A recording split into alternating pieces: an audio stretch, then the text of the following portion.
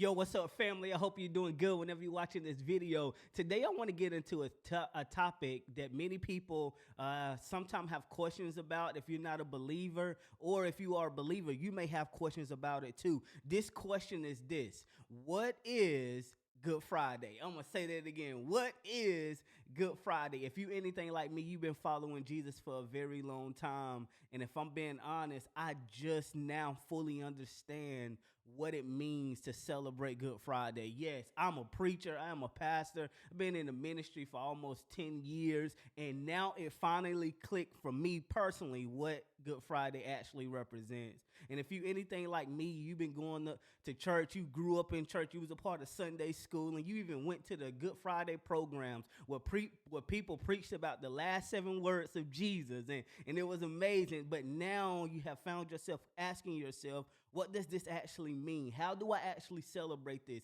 I'm glad you asked. Today we're going to take a look at what is Good Friday, and we're going to look at some beautiful things that I saw in the Bible that really made me think about it in a different way. So what is Good Friday? To me, Good Friday is where we pause and we begin to think about the crucifixion of Jesus and the things that led up to the crucifixion of Jesus, right? Not just the crucifixion of him being on the cross and him mumbling the last 7 words of his life, what we all tend to like to gravitate toward. And I'm not knocking that in no way, but there was a lot of things that led up to Jesus actually dying on the cross before those 7 words took place. But many times we focus just on the crucifixion, and I believe that's a part of Good Friday because that is something that we need to celebrate. But my heart has been yearning and turning since I saw this in a passage, and people all around the world, Christians all around the world, will agree with what I'm saying. But for me, Good Friday is when we look at the crucifixion of Jesus, as well as the last 7 words that he said. But not only those 7 words, but all of the things that led up to the crucifixion of Jesus. And today I want to take a different look at it. We're going to look at some of the last words that Jesus has said. But today I want to look at the beautiful part uh, of Jesus and his relationship with the Father. Yes, that's it. I want to look at the beautiful relationship between the Father and the Son. See, I have 3 boys, and I think this morning as I was looking at that, that's all I could think about was the relationship between the Father and the Son and how Jesus was really submitted to the will of his Father. That he only thing he wanted to do was make his daddy proud. All he wanted to do was fulfill the will of his Father. That's how close he was with his daddy. If you look at oftentimes when Jesus was doing miracles, many times after Jesus got done doing the miracles, people could not find Jesus because Jesus was somewhere in an isolated place communing with his Father, because there was something beautiful about his relationship with his Father. And I think about that with my own boys, that in that relationship between the Father and Son, there is instant trust. I'm going to say that again. Between the Father and Son relationship, there is an instant trust. And then this part really messed me up as I began to think about it. When it comes to a Father and Son relationship, you do not have to prompt your son on what to do when he is looking at you. You don't have to prompt your son to say, son, hey, copy me when I do this. They naturally want to copy their father. Like I think about it with my 3 boys, man. My oldest son, Austin, my 3-year-old, Avery, and my soon-to-be 1-year-old, Asher Chase. But my older 2, like they literally want to dress like me. They literally want to talk like me. Like they could be in this room right now with me doing this video. And that's what they do. They literally want to be like their father. I didn't look at them and say, hey, I want you to act like me. They just picked it up through relationship. They just watch me and watch every step that I do. And that's the beauty of a relationship between the Father and the Son. And the reason why I say that is because I began to read Matthew chapter 26, verse 37. And it was a beautiful picture of a father and a son relationship, how the son kept saying, Father, not my will, but what you want.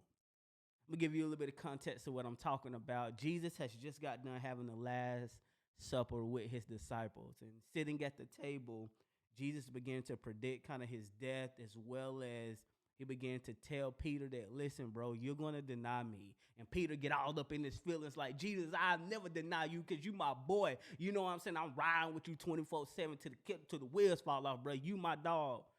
And Jesus looked at him and said, you will deny me. I'm paraphrasing, but Jesus looked at him and said, you will deny me. You don't believe me. Go read Matthew chapter 26. You'll see this full account of the story. But then Jesus began to go to the Garden of Gethsemane. And Jesus chose 3 of his disciples to come with him in that moment. And it said this is the part where I want us to really glean to. He said this in Matthew chapter 26, verse 37. Taking along Peter and the 2 sons of Zebedee, he began to be sorrowful. I want you to listen to these words. In front of his 3 disciples in the Garden of Gethsemane, it said this, and he, meaning Jesus, began to be sorrowful and troubled. And he said to them, I am deeply grieved to the point of death. Let's push pause right now. Here is Jesus in the Garden of Gethsemane in front of his 3 disciples confessing to them, listen, I feel sorrowful and I feel troubled. I am grieved to the point of death.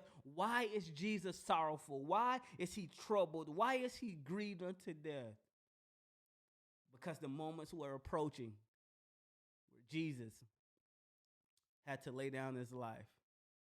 And he is having conversation with his Father, and he went away from his disciples. And it said this in verse 39, going a little further, he fell face down and prayed, my Father, if it is possible, let this cup pass from me. And then he said these words, yet not as I will, but as you will. Not my will, Father, but your will be done. God, if there's any way that you can take this cup from me, I'm getting ready to be separated from you. I'm getting ready to have the sins of the world on my body. But if there is a way that we can change this, please, let's do it. But here's the submission to the Father. He said, yet not I, not my will, but your will be done. Let's push pause right now. Let's look at the beauty of the submission to the Father that Jesus had.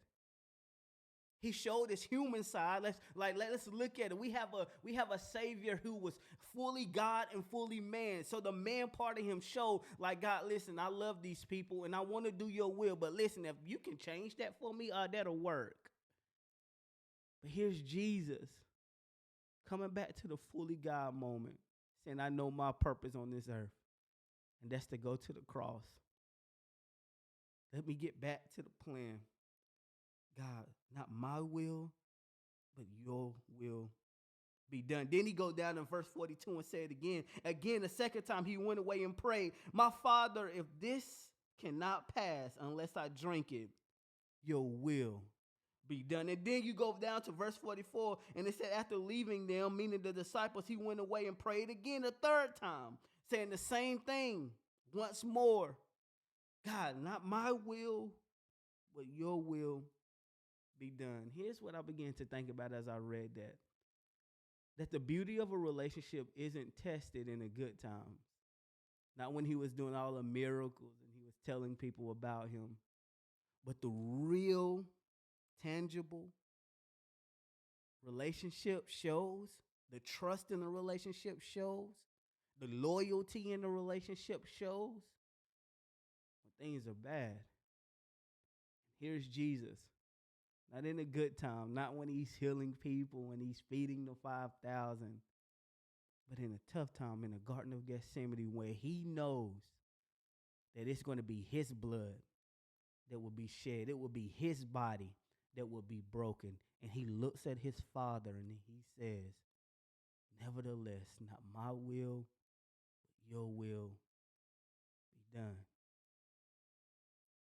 And here, these just my raw thoughts on this, man, because I feel the emotion of this text. Something changes when you really know that Jesus really walked this earth. That it was really his human body that was broken.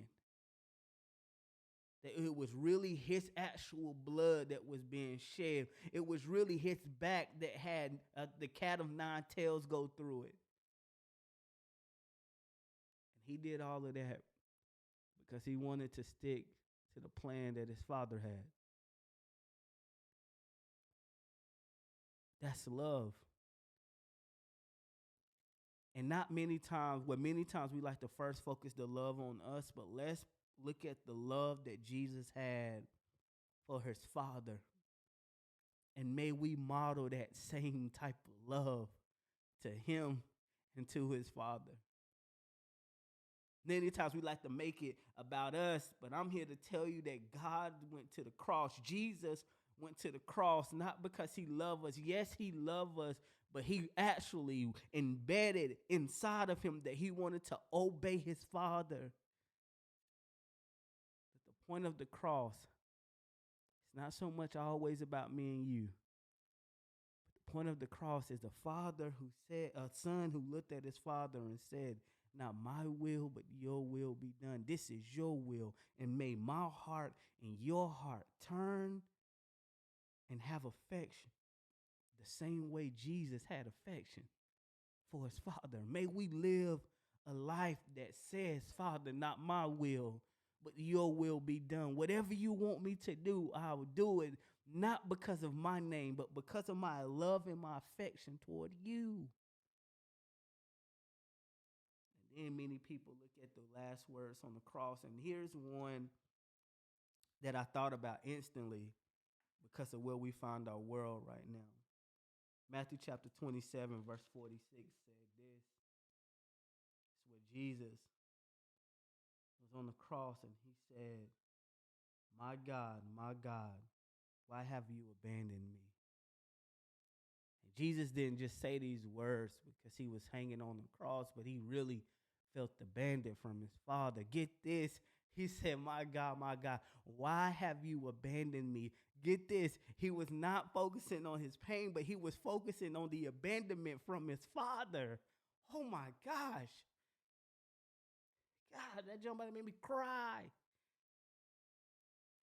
It wasn't the pain of the nails in his hands. My God, it wasn't the pain in his feet. Oh my God, but it was the abandonment that he felt, that he was no longer connected to his Father.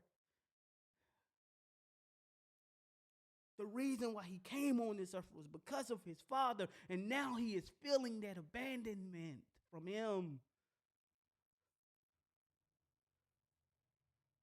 What type of love do you have to have for your Father to feel? Get this, our world is a world that's full of fatherlessness. I'm reminded of the passage where it said that we have a Savior who are in touch with all of our infirmities. That he can sympathize with you. Have you ever felt abandoned from a relationship? Have you ever felt abandoned from your Father? Get this, Jesus have felt that same pain. It wasn't the nails. It wasn't the nails in his feet. It wasn't the thorns that was on his head. It was the abandonment that he felt from his Father.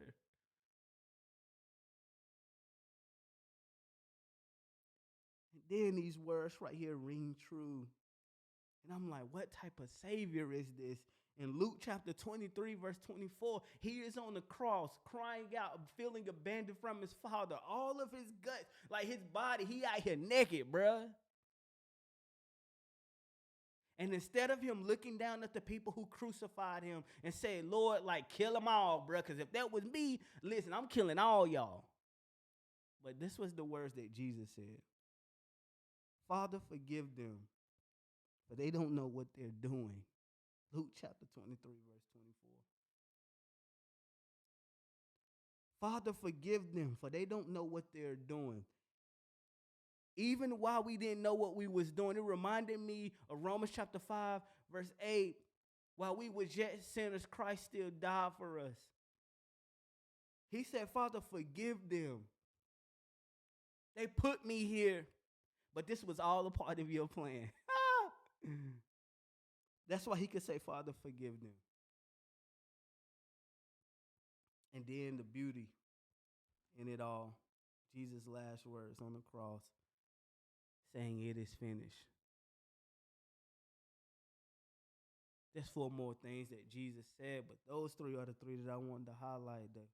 My God, why have you forsaken me? Father, forgive them, for they know not what they're doing, and it is finished. Look how bold our Savior was on the cross. Look at the beauty in the relationship with him and his Father. My prayer is this, that we don't serve our Savior because it's our way out of hell. But we grow in a personal relationship because he displayed his love for his Father as well as you and I on the cross. That's worth your life. That's worth my life. And as we get ready to go into Easter, may we hold on to the day of the crucifixion and all the things that led up to it.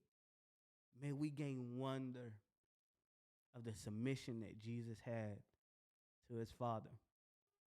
Family, I pray that this video helps you on holding on to what does it actually mean for Good Friday.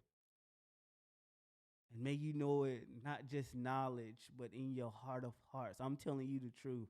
As I record this video today, I just don't know it here, but I feel it in my heart. May it resonate.